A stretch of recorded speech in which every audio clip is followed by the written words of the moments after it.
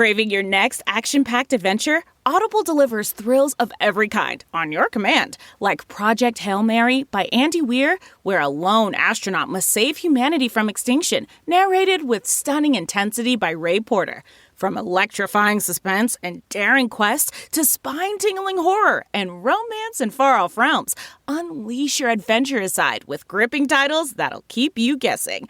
Discover exclusive Audible originals, hotly anticipated new releases, and must-listen bestsellers that hook you from the first minute.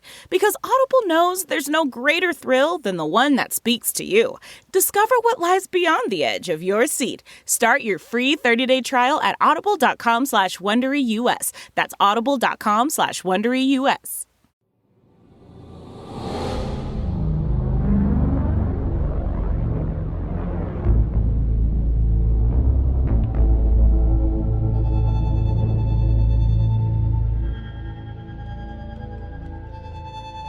He's like limping out the door, and then she just disappears You're on me. making this up. Last I heard, she was in Queens. That's some Kaiser Soze shit. I don't know if I believe that. Who the hell is Kaiser Soze? Really? Whoa, wait. Someone hasn't seen The Usual Suspects. Come on. Sorry, Gramps. Oh, haven't heard of that movie. Oh wait, is this one of those ones you call a talkie? Oh, she's really not nice, Not is she? nice at all. I'm really sweet. Seriously, Nicole, it's an amazing film. It really is. You gotta watch it. Yeah, my I think I gosh. remember my dad being a fan of that movie. Ooh. Okay, now, come on. Youth is wasted on the young, Phil. Yes, it is. All right, people. Let's close it out. It's past midnight, and I, for one, want to go to bed. Yep. Sapphire room clear? Oh, yep. Bus cleaned and prepped for tomorrow, boss man. Excellent. Okay. Let me check if the rich guy's sunglasses are in the lost and found, and we are out of... Huh. What? Yo! What? Phil, who the hell are all those people? What? What people? Who the hell is in the dining room? There's like 80 people in there. It's full. What? I thought you said it was clear. Why are all these people still here? Will, there's no one in the dining room. It's clear and prepped for tomorrow. Oh, really? Then who the hell are all these people? What? No, Why are you? what the hell? You're losing it, Will. No, I Shit. Look. The candles? What? You said you prepped the room, right, Phil? You cleared the tables, blew out the candles, and put on new linens? Yeah, I did. Yeah. Well, then, what's going on? I am... Oh, wow. Somebody did this.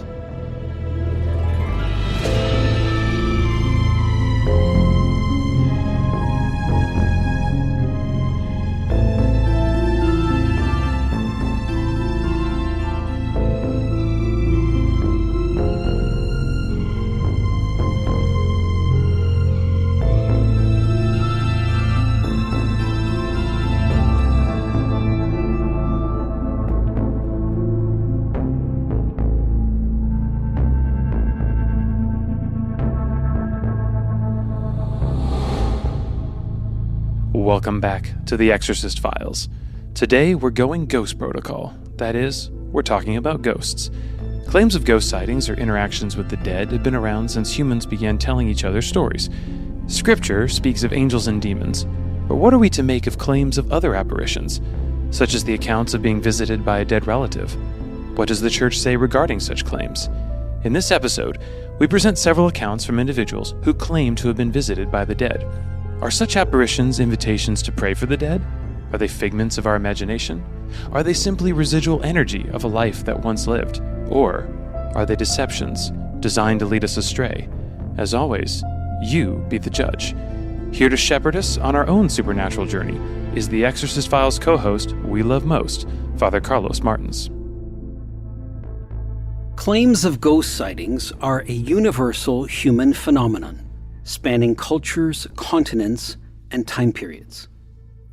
From the oral traditions of ancient times to modern literature and film, accounts of encountering the spirits of those who have passed on from this life are a consistent theme in human storytelling.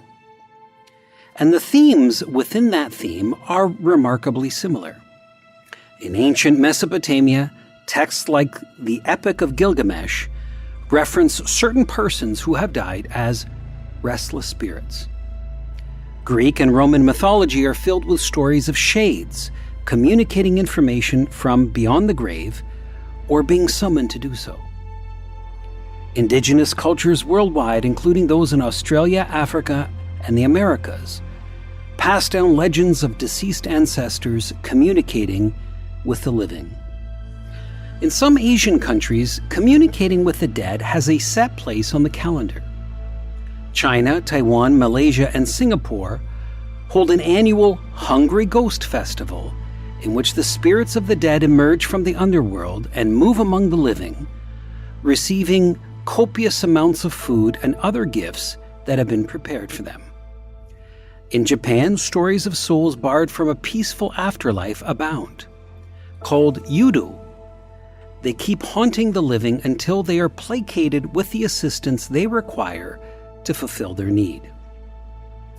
In modern times, there is no shortage of paranormal accounts and sightings. They fill the pages of internet forums and make campfires interesting. While the details of individual stories differ as to whether ghosts are vengeful, benevolent, or simply lost, the core idea is the same. Certain spirits seem to return from the dead to communicate their presence. In this episode, 4 guests will share their ghost encounters. While each account is different, a common thread runs through each one. See if you can spot it. But don't worry if you can't. I'll address it at the end. Our first guest is Will, a part owner of an upscale restaurant in Toronto. I met him years ago when I was the Catholic priest on campus at York University in the city of Toronto. The intro dialogue that you heard at the start of this episode is from his story.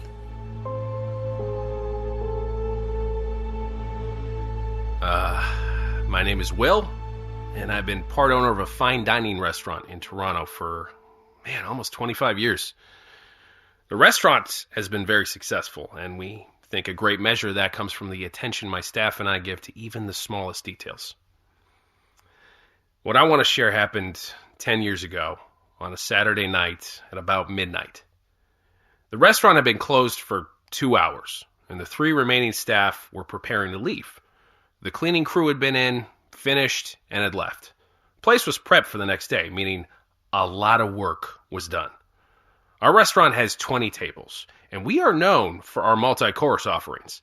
Each place setting consists of 4 different plates, 8 pieces of cutlery, 2 wine glasses, a champagne glass, and a water goblet. At the end of the night, all the stuff is cleared and cleaned. We leave them on drying racks in the kitchen overnight and put them out at each setting the next day before we open. Each table also has a decorative candle with flowers, and while it's left on the table at the end of the night, the tablecloth beneath it is changed. I say this because with 20 tables, assembly and disassembly takes a lot of time. We were looking forward to going home for the night. Besides myself, only Phil, the general manager, and Nicole, the assistant manager, were still left. Both the bar and the dining room were ready for the next day, and they were in the back getting their personal belongings to leave. A guest had left a message on the restaurant line that he had left his sunglasses behind, so I was heading to check the lost and found at the front desk to see if they were there. I should have known something was off because the drying racks in the kitchen that held the plates and cutlery were empty. I just failed to notice it at the time. But when I walked out of the kitchen into the dining room, what I saw shocked me. The restaurant was loaded with people. Freaking loaded. Every table was full of patrons enjoying themselves. The centerpiece candles were lit, and all the plates and cutlery were in place. It looked like a regular Saturday night. I was in disbelief, wondering how so many people could be around without my noticing them. I'd walked through the restaurant an hour earlier at 11 p.m. It was empty. I saw the floor crew vacuuming the place. I went back to ask Phil and Nicole why all these people were here, but they just looked at me like I had just spoken in German. So I went to check the dining room altogether, but it was empty. Look, not a soul in sight. And when I say it was full 30 seconds earlier, I mean the place was hopping. But there was something mysterious and inexplicable that even Phil and Nicole saw, and they'll back me up on this. Each table's centerpiece was lit, and all 80 place settings were set with all of its relevant plates and cutlery. I never set those tables. And given everything else they were doing, it was impossible that Phil and Nicole did. Add one more weird thing. No glasses. No champagne, no wine, no water goblets were on any table. Each setting had plates and utensils, but nothing to drink from? It's just bizarre. Whoever or whatever set that table, why go through all that trouble, putting on all those things and not have anything to drink from?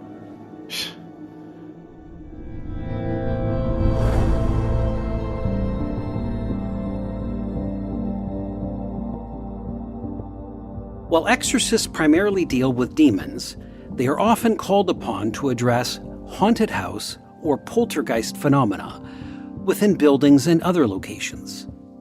The phenomena may include figures appearing out of nowhere, hearing disembodied voices, the presence of unsettling and disturbing sounds like rattles, bangs, moans, crying, etc., and otherwise general mischievous occurrences. Dealing with ghosts is very different than dealing with demons. Therefore, an exorcist must diagnose whether the phenomena are caused by one or the other. Making a proper diagnosis is crucial, as either entity can produce the disturbances, and prayers addressing one type will not affect the other. Demons are fallen angels who, because of their nature, repentance is impossible. Their eternal sin fills them with a demented wrath, which they are eager to mete out upon humans. Misery loves company, and they spend their energy inflicting as much pain and torture on humans as they can. Ghosts, on the other hand, are those humans who have died, but whose spirits wander the earth and are occasionally permitted to be seen. Far from being just the subject of scary movies or fictional books, ghosts are real. While the Catholic Church has no defined dogma on ghosts, highly respected theologians such as Pope St. Gregory the Great and St. Thomas Aquinas have held that spirits who wander the earth and are occasionally permitted to be seen are souls of deceased humans experiencing their purgatory. In the case of St. Thomas, he shared how, on 2 occasions, the souls of the dead appeared to him. The first was his deceased sister, who appeared to him while she was in the state of purgatory to request prayers and masses for her release. After honoring her request, she reappeared to confirm her passage to glory. On another occasion, while Thomas was at prayer in the chapel, Brother Romanus, the theologian who succeeded him as theology professor at the University of Paris, suddenly appeared at his side. "Romanus," Thomas said, "when did you get here? I thought you were in Paris." "I was," he said, "but I died. I spent 15 days in purgatory, but am now enjoying eternal life." Romanus revealed that he had permission to visit Thomas due to Thomas's merits. The idea of the dead being seen wandering the earth, once again, should not be regarded as impossible by the Christian. The New Testament acknowledges that at Christ's death, this very thing occurred, with the dead appearing to both Christians and non-Christians alike. In Matthew chapter 27, verse 50, we hear, "Jesus cried out again in a loud voice, and gave up his spirit. And behold, the veil of the sanctuary was torn in two from top to bottom.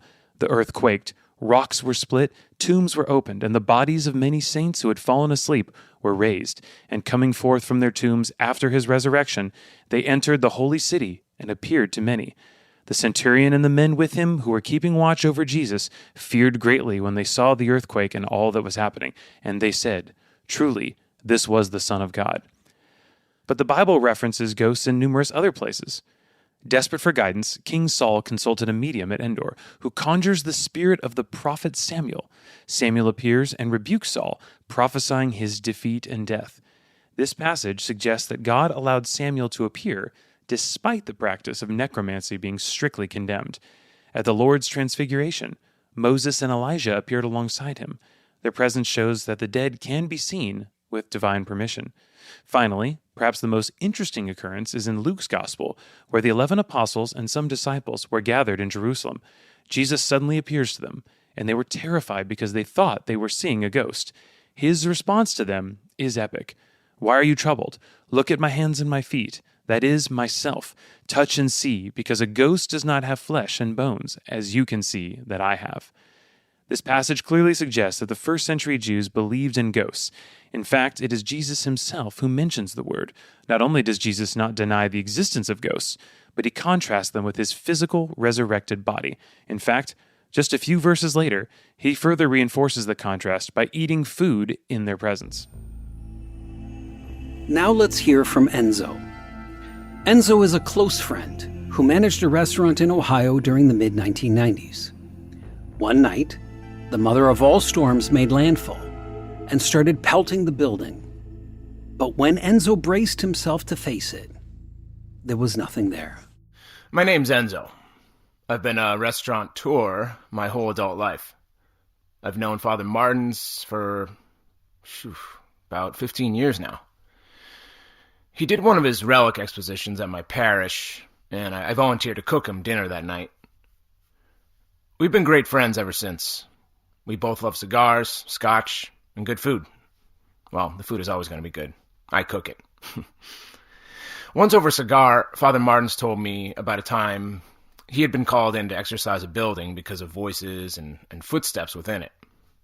And it turned out that it was not caused by demons, but by ghosts. That story prompted me to tell him about two events I had at a restaurant I managed in Ohio in the mid-90s. It was late one night, and the restaurant was already closed. We'd cleaned up for the night, and our bartender, Nancy, was doing some last-minute tidying up before leaving. I was in the office playing a baseball game on the computer while finishing a drink when Nancy came in to tell me she was leaving. Hey, closing up shop, pal. Sounds good, Nance. Hey, tell that husband of yours to call me. He's hiding after I took his money in poker last week. Yeah, he's hiding from me, too. You sticking around, or you out? I'm gonna chill for a bit. You go ahead. See you tomorrow. Okay. Night, Enzo. I'll give Steve the message. Night, Nance. Here, I'll lock the door behind you. Nancy left, and I locked the restaurant door behind her. I sat in my office, finishing the game and my drink. It was dark, except for the light the computer screen gave off. I took another sip of my drink, and then, maybe 2 minutes later, a massive lightning bolt flashed across the sky. It was so bright that it lit up the whole office. It was immediately followed by an enormous thunderclap that rocked the walls. Okay, time to go home. Just then, I heard the heaviest rain pelt the building. Ugh. Okay, I'm gonna have to make a run for it.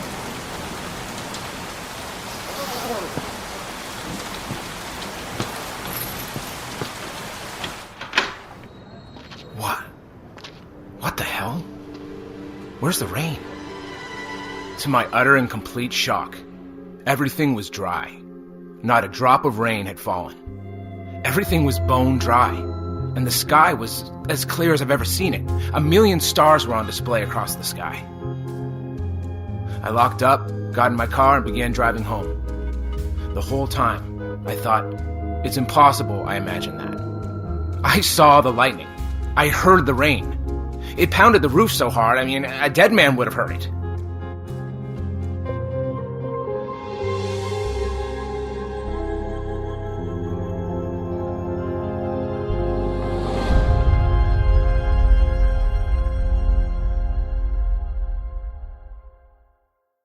Is your metabolism working as well as it should?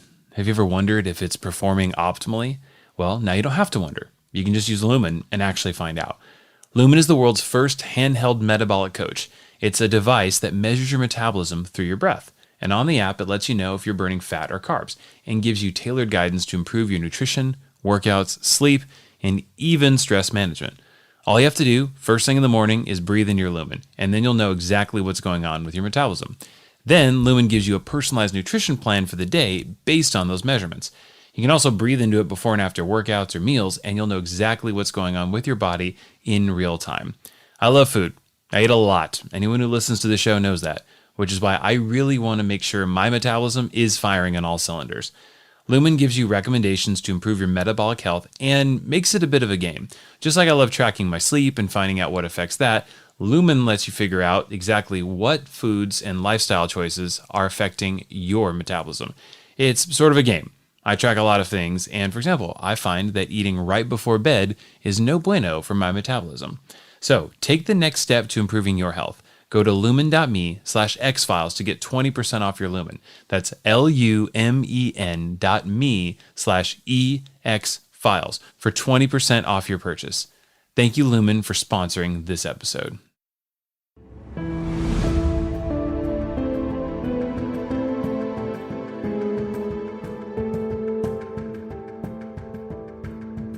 Around 2 months later, I was again closing the restaurant.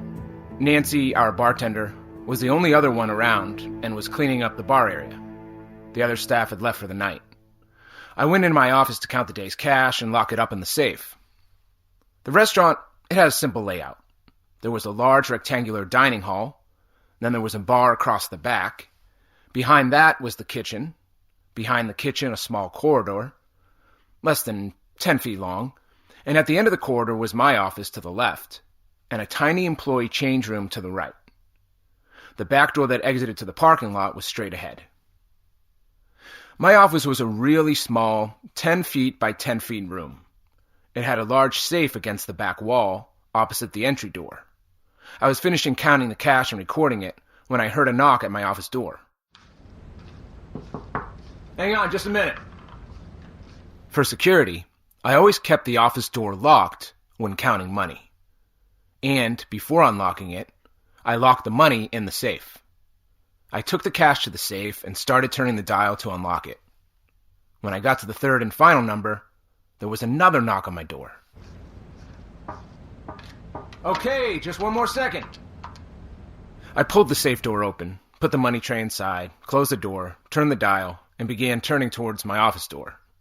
As I did that, there was another, but this time much more impatient, knock. Nancy, you're being a real pain in the ass right now. I reached the door in 3 steps and opened it. No one was there. To the left was the exit door, but it was slide-bolted from the inside. No one could have used it to leave. Straight ahead was the change room. I peered inside. Empty. It was even smaller than my office and had no internal way out. I turned right and walked the 10-foot corridor, which opened into the kitchen, giving me a 40-foot unobstructed view. No one was in sight. It was a typical restaurant kitchen. Stoves, ovens, grills, cupboards, coolers, and a freezer towards the end that led to the dining area. An island of prep tables was in the middle of the kitchen. There was just nowhere for someone to hide. As I was standing there, dumbfounded, Nancy walked into the kitchen from the dining area. Yo, Nancy, what is it? What? It's too late for this. The knock on my door. I didn't knock on your door. Well, who else could it have been? No idea. Everyone else left about 15 minutes ago. It's just us, pal. Okay, what is going on? Oh, I know what happened. Enzo, I think you just met Leo. Wait, who's Leo?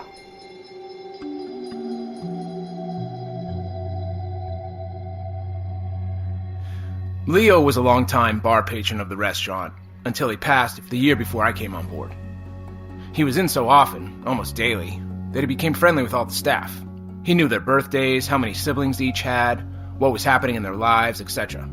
He always stayed until close, and everyone loved him.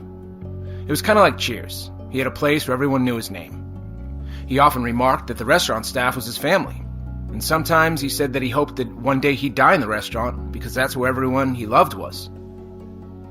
Nancy predated me at the restaurant by about 10 years, so she knew him well. Good old Leo, she'd call him. And, true to his wishes, Leo did die at the restaurant. He had a heart attack and was dead by the time the paramedics arrived. After his passing, strange things occasionally happened.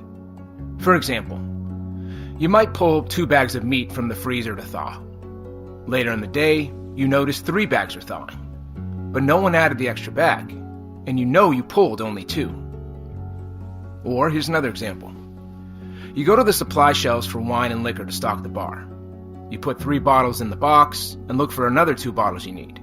You grab them, but when you go back to the box, you had already put the 3 bottles in. There are only 2.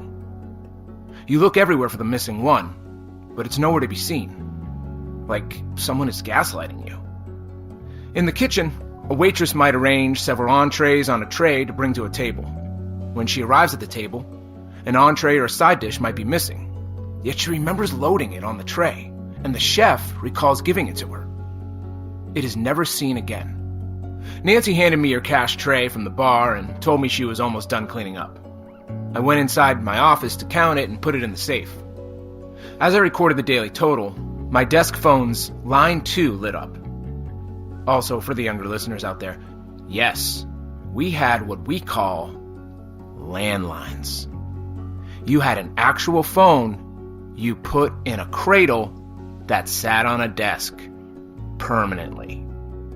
The restaurant had 2 landlines in case one was in use when you needed to make a call.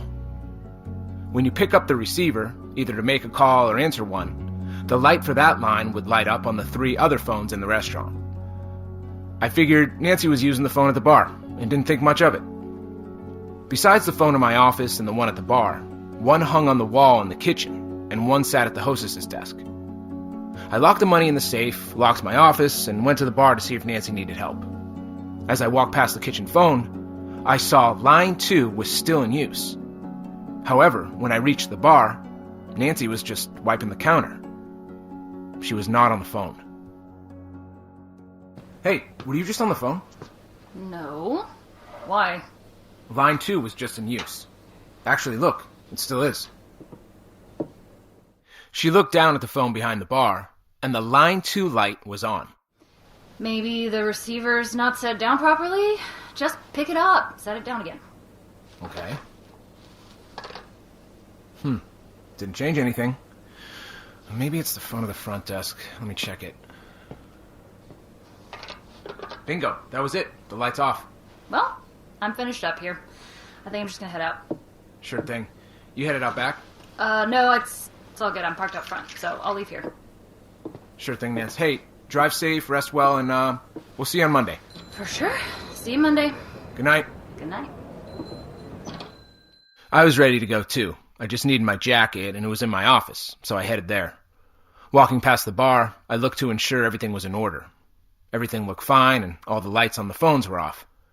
However, when I made my way through the kitchen, the phone hanging on the wall had its line 1 light on. What the hell? I'm the only one here. I walked past the prep tables towards my office and got out my key.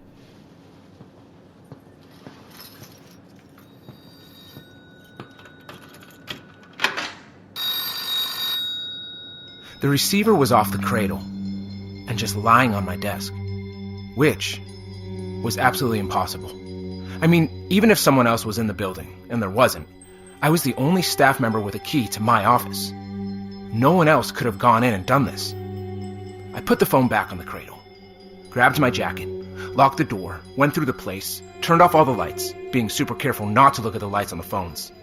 And then I let myself out, got in my car, and basically fled. Was it Leo?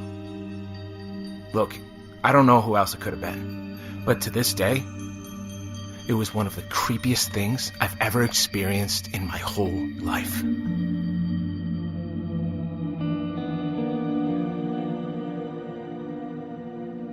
Now, I know for some of our listeners, the spookiest thing about this story is that Enzo had what our ancestors call a landline. To our Gen Z listeners, there was a time long before people communicated via text and Instagram that you actually had to call someone's phone that was wired into their house. Strange times. We'll cover that in cassette tapes in our Ancient Mysteries episode later. But this account brought up a very important question for me. Phone's off the hook, knocks on the door. This all sounds a lot like some of the demonic manifestations that many victims have experienced. So, how do we know this wasn't a demon? And if it was Leo the patron, then what was he saying? Before commenting on Enzo's account, I want to first explain the Catholic Church's position on purgatory.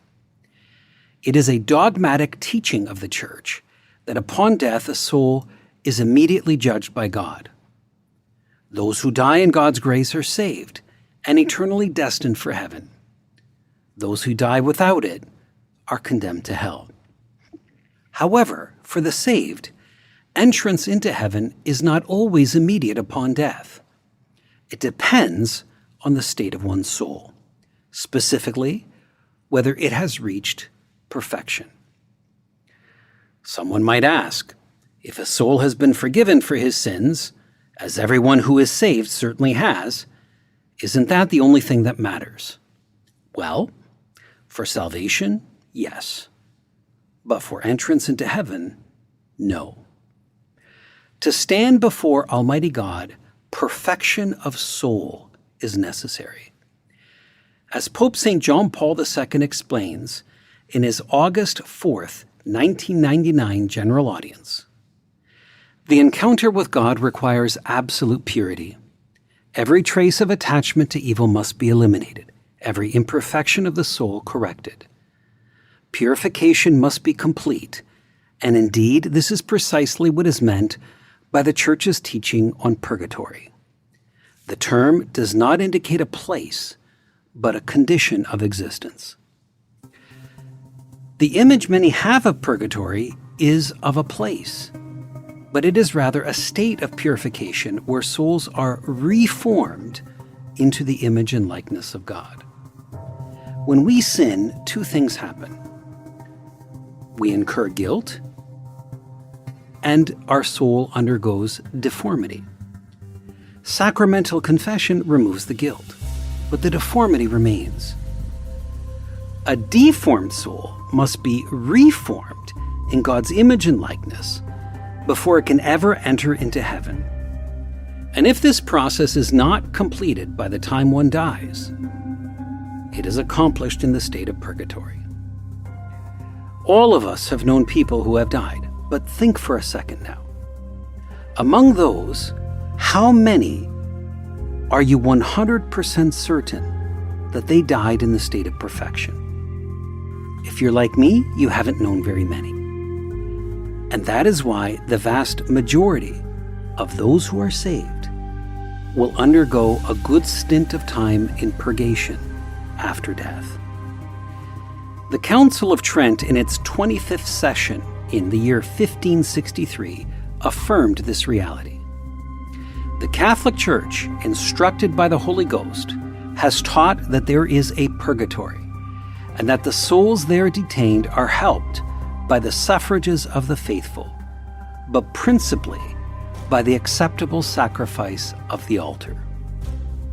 In short, purgatory is God's mercy extended into the next life, reforming human souls so that they may experience the glory of heaven. While the concept of purgatory is debated among Christians, with Orthodox and Protestants generally rejecting it, there are intriguing scriptural references that fuel the conversation. In the book of Acts, Paul speaks of a man caught up to the third heaven, suggesting there might be multiple levels of heaven. Additionally, 1 Corinthians chapter 3, verse 15 speaks of a refining fire, which some interpret as a form of post-death purification, though its exact meaning remains a topic of scholarly debate. In fact, Paul never uses the word purgatory.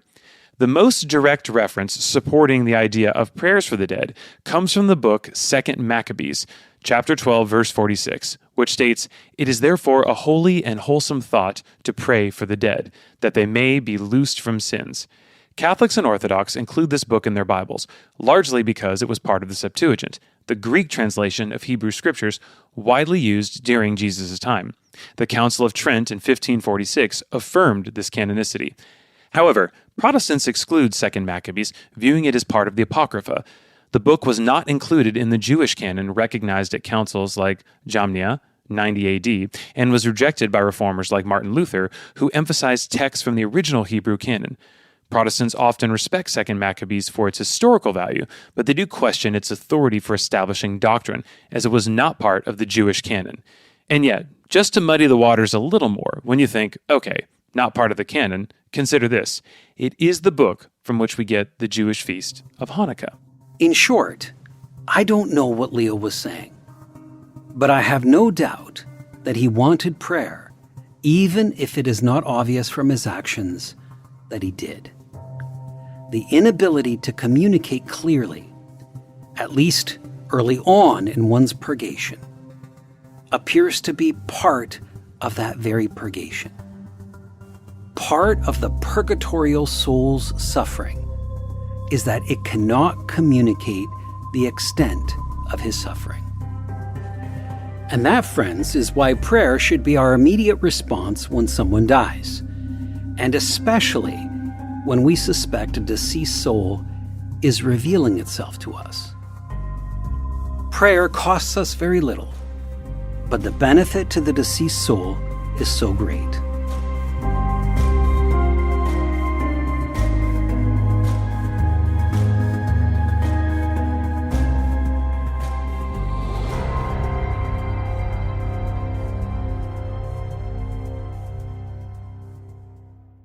Hey friends, Ryan here. I know the dramatic episodes don't arrive as regularly or as often as we would like, but hopefully in the meantime, you can enjoy a new podcast that I helped produce, and I think you'll really love it. It's called Heaven Meets Earth, and we set out to interview some of today's most interesting Christians to hear their personal testimonies of dramatic prayers being answered, profound miracles, radical reconciliations, financial provision, all the things that God is doing today in the world. I think you'll really enjoy it. It's been such a rewarding experience, and you can listen to it while you wait for the next dramatic case file. So, if you want to hear about all the crazy cool things that God is doing all over the world, check out Heaven Meets Earth wherever you get your podcasts, or go to heavenmeetsearth.com and check it out. Thanks so much, y'all.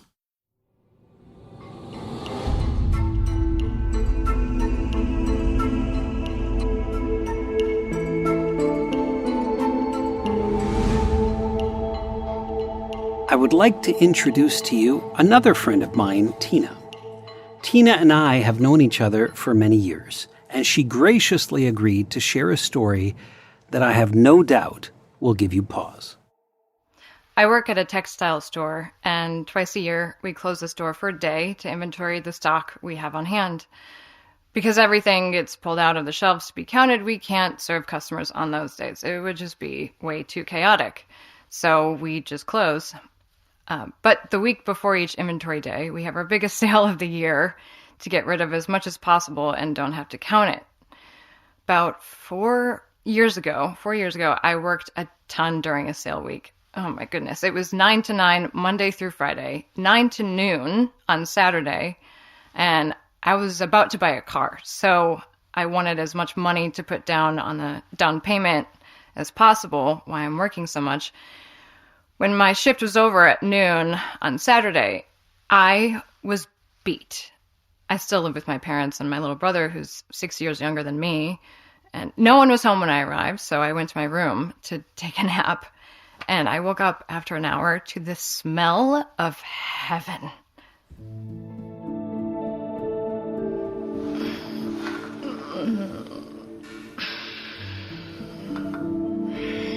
Oh, that smells so good. Both my parents are good cooks, but no one can top my grandma's cooking. She lives about 45 minutes from us, but she comes over all the time to make something magnificent.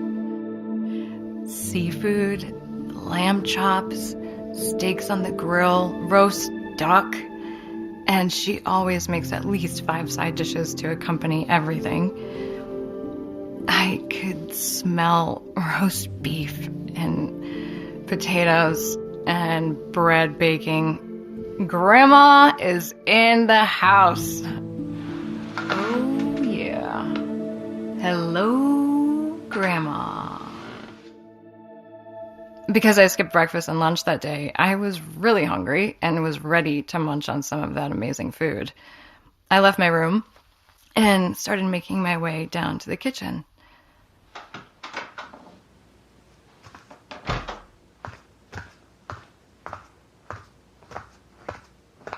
The smell was stronger as I got nearer to the kitchen, and I walked in, preparing myself to see the feast we would have that evening. Okay, this smells amazing. But my excitement turned into complete shock. What? Huh? Where is everything?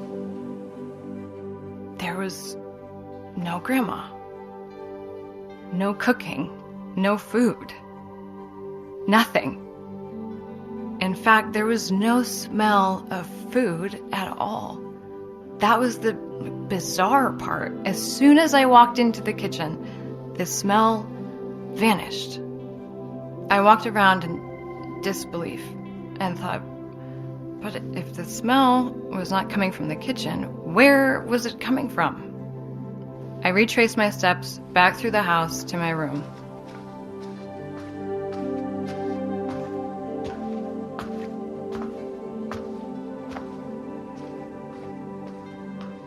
There was no smell at all in the rest of the house anymore. It was gone. Absolutely gone.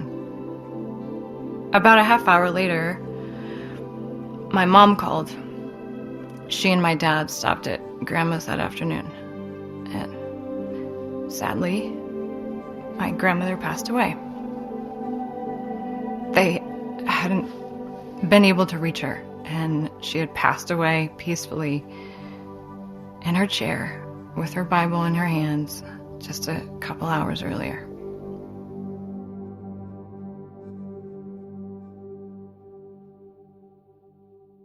Obviously, what Tina received was a sign. But what sign? Obviously, Grandma wanted Tina to know that she's in the house, that even though she's dead, which Tina as yet didn't know, Grandma wanted to communicate that she was there. Well, at least sort of. She wasn't physically there, nor was the food there that Tina could smell being prepared. But to the extent that Grandma was able to, and in a manner that would leave no doubt in Tina's mind who was doing it, Grandma stopped in to say goodbye.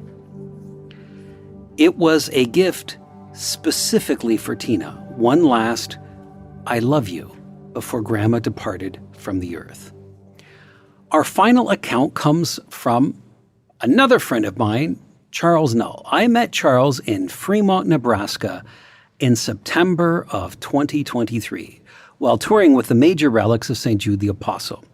He's one of the mighty maintenance men at St. Patrick Catholic Church, and he graciously repaired a piece of my tour equipment that needed extensive maintenance. Later in the day, as we were having lunch together, he told me a fascinating story. As a teenager, Charles got into the occasional trouble. A playground fight here, skipping a day of school there, the typical trouble a teenage boy might get into. But when his parents discovered a bag of marijuana in his possession, that was it. They freaked out. Unfortunately, due to an extended booking at the only recording studio in Fremont, we were unable to record Charles in time before assembling this episode. So I'm going to relay his story in his own words. My name is Charles Null. During the 1980s, if you got caught with marijuana, it was pretty close to being the end of the world as far as your parents were concerned. There was an addiction clinic in town that offered various treatment programs, and my parents signed me up for one. A 4-month intensive wilderness survival trek in the Arizona desert. It was hardcore. You were given a backpack, a sleeping bag, and 2 changes of clothes. You were not given a tent. You were given a 6x6 tarp and 20 feet of paracord that you could use to make a kind of shelter, but it was far from being a tent. You also needed to take good care of the paracord, as it was what you used to make your fire. You used it to make a bow drill that you'd use to light kindling. Every night, one kid had the task of making the fire for the entire group. If that kid didn't succeed, you didn't have a fire. No one could bail him out. Every night, one guy made supper. If he ruined it, or you didn't like what he made, too bad. No one bailed him or you out. You ate what he gave you, and if he gave you nothing, you ate nothing. We hiked 8 miles a day, and someone was in charge of reading the map. If he went off course, the group went off course. But he had to be the one to figure out he was off course and then get back on course. This was how the organizers helped you overcome selfishness and instill a sense of responsibility and cooperation. It made everyone do his share, but it also prevented dominant guys from taking over. Dominant personalities prevent others from growing. Your overfunctioning enables someone to underfunction. And the leaders wanted to make sure that didn't happen. There was a water drop every night, and that water had to last you until the following night. Every Sunday, there was a food drop. Each man got a satchel of food that he had to make last until the following Sunday. If you ate it all by Friday noon, then you had nothing to eat for the next 2 days. This was to establish planning and discipline. If you didn't plan, you ran out, and no one was allowed to bail you out. Like it or not, you experienced the consequences of your choices. Looking back on the experience, I realize it was exactly what I needed. It was very hard, but I loved it. It was the right challenge to break me open and make me grow. I'd do it again today if I could.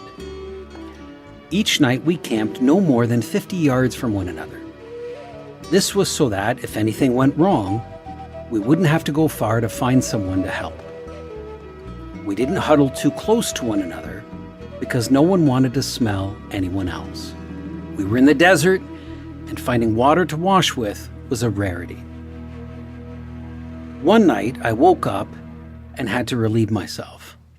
I reached for my glasses, put them on, and started making my way out of the sleeping bag. I look, and a native Indian is sitting on my backpack, maybe 12 feet from me. He wasn't wearing a headdress, but had on a loincloth and moccasins, and looked just like an Anasazi Indian in the book drawings. We were hiking and camping in what had been Anasazi territory, and even found some of their ruins and cave drawings. Just a quick refresher for those who don't remember the Anasazi. The Anasazi, also known as the ancestral Puebloans, were an ancient Native American civilization that thrived in the territory covering modern-day Utah, Colorado, Arizona, and New Mexico from roughly 100 AD to around 1300 AD. They're best known for their remarkable architectural achievements, particularly the cliff dwellings and multi-story buildings such as those found today at Chaco Canyon and Mesa Verde. In addition to hunting and gathering, the Anasazi were skilled farmers who cultivated corn, beans, and squash and overcame the aridity of their environment through sophisticated irrigation and terracing techniques. They also traded extensively and developed a fairly complex society. By the late 13th century, they largely abandoned their big settlements. There are different theories about why, but examining tree rings from that time reveals a long and brutal dry spell, so it appears they didn't disappear, but migrated and blended into other native communities. He's sitting on my backpack, carving a piece of wood. We made eye contact. I looked at him, and he looked at me. But then he looked away and kept carving. His being there scared the hell out of me. I thought, I don't have to whiz that badly.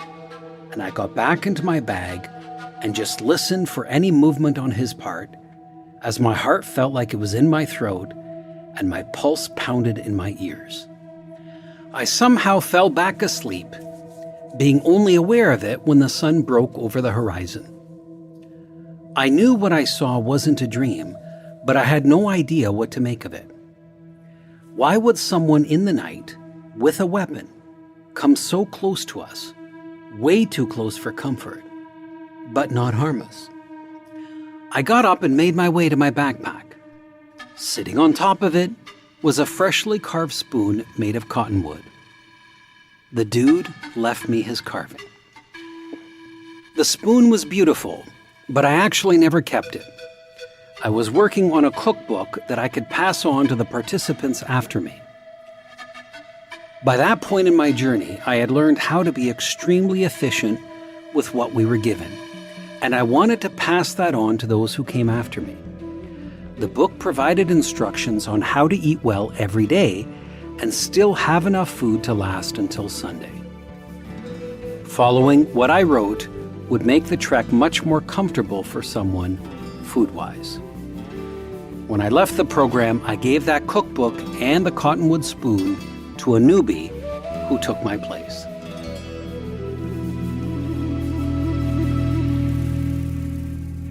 A spoon.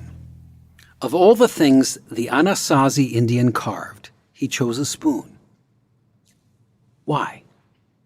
Well, it has to do with the common thread that runs through all four of our accounts. Did you catch what it is? The element all four stories have in common. If, like Ryan, you're thinking food, you're right.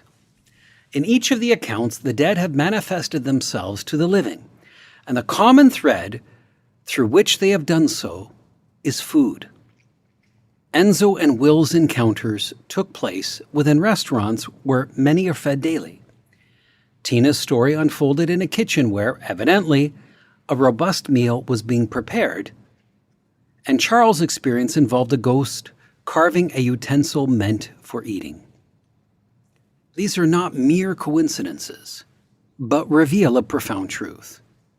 In my experience, very often, not always, but very often, the manifestation of ghosts exhibit a connection to food or eating.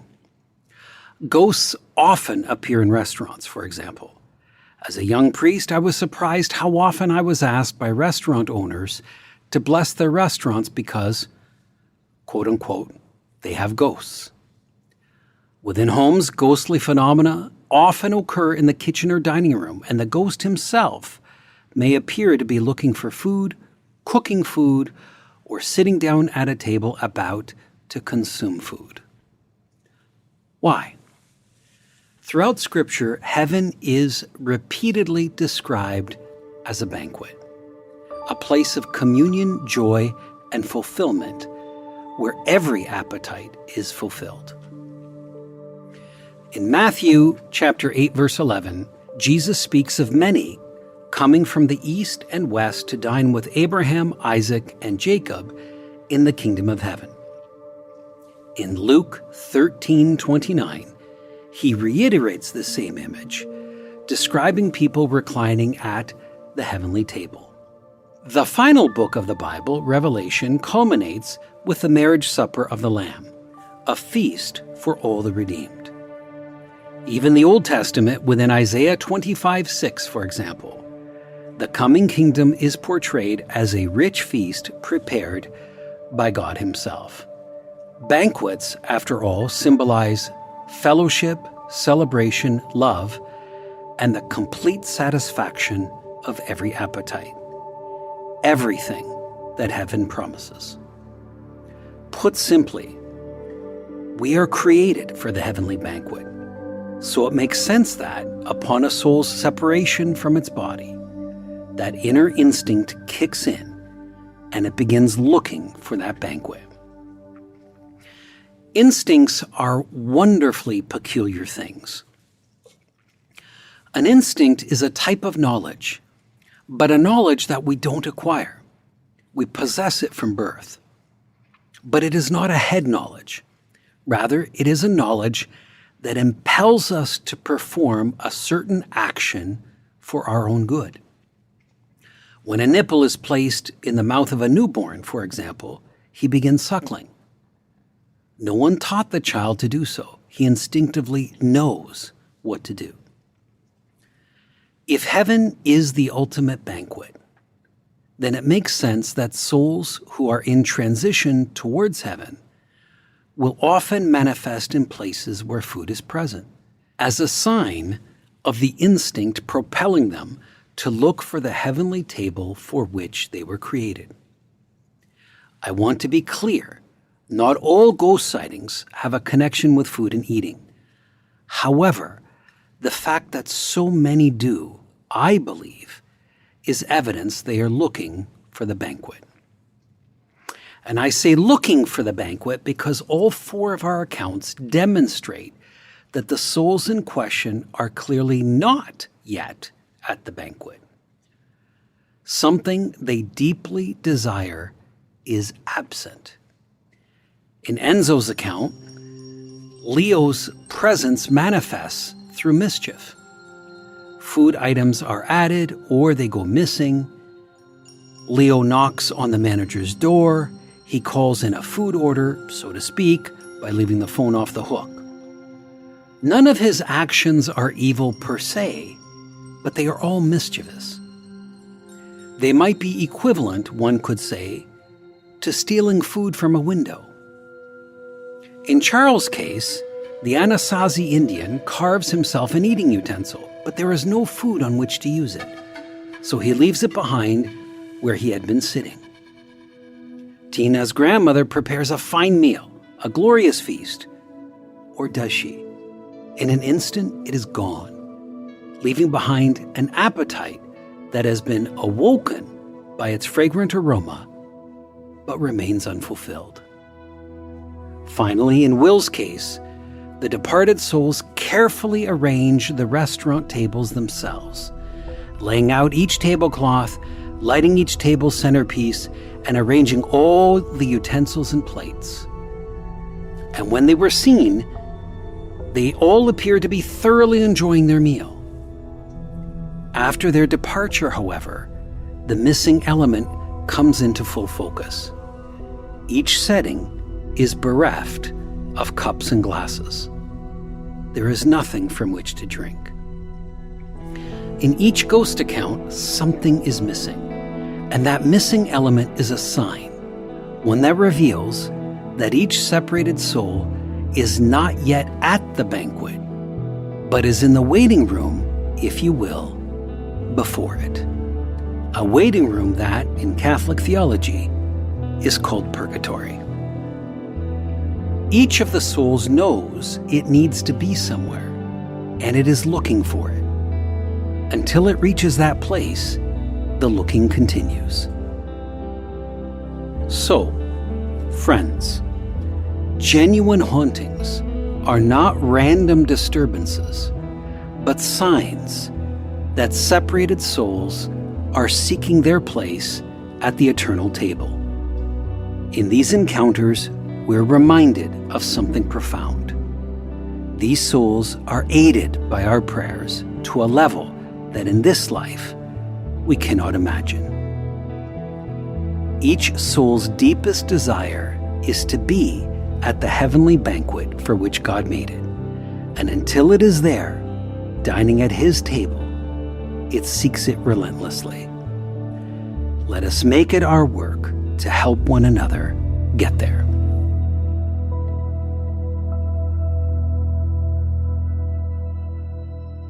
Now, as we wrap up, I'm curious whether science can somehow account for these stories and sightings.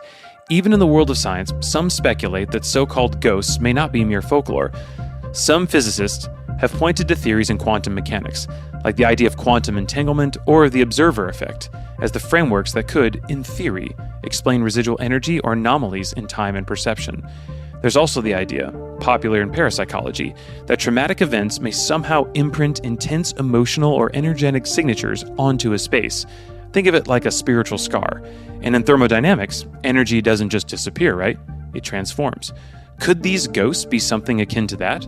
Of course, none of this is proven, but even Einstein himself left the door cracked wide open when he said, The distinction between past, present, and future is only a stubbornly persistent illusion. In the end, the two may not be mutually exclusive.